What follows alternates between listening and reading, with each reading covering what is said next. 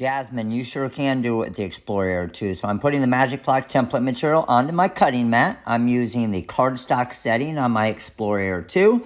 I brought it into the Design Space software. When you bring the SVG file in from our website, it'll have the dimensions that you need to make the yellow box. Just make sure you ungroup it first and make the yellow box that size. So now I'm connecting to my Explore Air 2. I'm cutting it on the cardstock setting, like I said, directly to the Magic Flock template material on the cutting mat, peel that off, bring it over to my workstation. I'm using my SS10 TRW Diamond Cut Rhinestones. These are hot fix stones, which have a glue on the back of them.